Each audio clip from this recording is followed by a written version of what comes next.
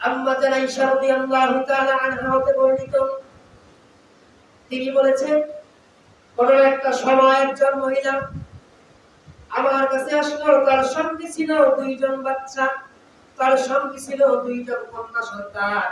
সেই মহিলাটা আমার সঙ্গে আসলো, সেই মহিলাটা আমার সঙ্গে আসার পর আমার কাছে কিছু চাইলে, আমার কাছে কিছু চাওয়ার পর সেই দিন আমার বাসাতে আর কিছু ছিল না, আমার বাসাতে ছিল সেই দিন মাত্র 2 লাখ টাকা। আমি দেরিটা করে সেই মহিলাকে, সেই জৈনিক মহিলাকে আমি কি করলাম, 2টা খেজুর দিয়ে দিলাম।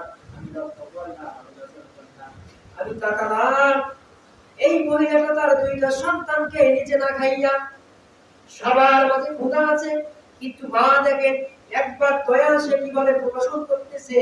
মা যদি একবার দয়া এইভাবে তার সন্তানদের মাঝে প্রকাশন করতে পারে, দেখাতে পারে, আমার আল্লাহ রাব্বুল আলামিন 90 ভাগ দয়া নিয়ে যদি বিচারে ময়দানে আছে বান্দা, ও আমার বান্দা, এত বড় তুমি করেছো, আকাশ সমপরিমাণ তুমি গুনাহ করেছো, পাহাড় সমপরিমাণ তুমি গুনাহ করেছো, তোমার গুনার মধ্যে যদি শিরক না থাকে, আমি আল্লাহ তাআলা দয়া সমস্ত গুনাহ আমি আল্লাহ তাআলা মাফ করে দিতে। সুবহানাল্লাহ। আয়েশা রাদিয়াল্লাহু তাআলা আনহা বললেন, মা না খেয়ে সন্তান 2টাকে 2টা খেজুর ভাগ করে দিলেন, একটা একটা করে ভাগ করে দেওয়ার পর তারা যখন খেলে তারা এখান থেকে চলে গেল। চলে যাওয়ার পর বাসার মধ্যে, বাড়ির মধ্যে আল্লাহর হাবিব সাল্লাল্লাহু আলাইহি ওয়াসাল্লাম চলে আসলে, আল্লাহর হাবিব চলে আসার পর সুন্দর করে আমি ঘটনাটা বর্ণনা করলাম। ইয়া রাসূলুল্লাহ, ইয়া হাবিবাল্লাহ, অমুক অমুক আজকে ঘটনাটা ঘটেছে, এই আজকে ঘটনাটা ঘটেছে। আল্লাহর হাবিব সাল্লাল্লাহু আলাইহি ওয়াসাল্লাম বললেন, যে জন্মদাত্রী মা, যে প্রদানকারী পিতা, যে পিতামাতা তার সন্তানের দ্বারাই পরীক্ষিত হবে, তার মেয়ের দ্বারাই পরীক্ষিত হবে, সেই মেয়েকে যে পরীক্ষিত হওয়া অবস্থায় তার উপর দয়া প্রদর্শন করবে, তার উপর সহানুভূতি আচরণ করবে, মায়া প্রদর্শন করবে,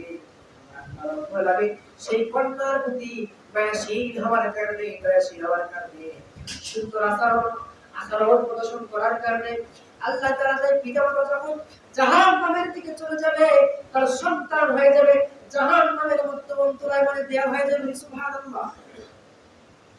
সুতরাং মা, আল্লাহ তাআলা মায়ের জন্য 1 ভাগ দয়া দিয়ে দিলেন। কয় ভাগ? মাত্র 1 ভাগ দয়া দিয়ে দিলেন।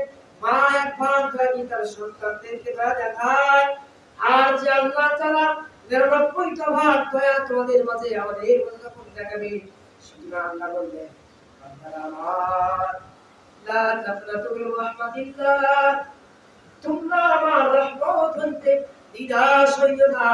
ইন্নাল্লাহা, নিশ্চয় আল্লাহ তাআলা, যুনুবা জামিআন, আমি আল্লাহ তাআলা তোমাদের সমস্ত গুনাহ মাফ করে দেব।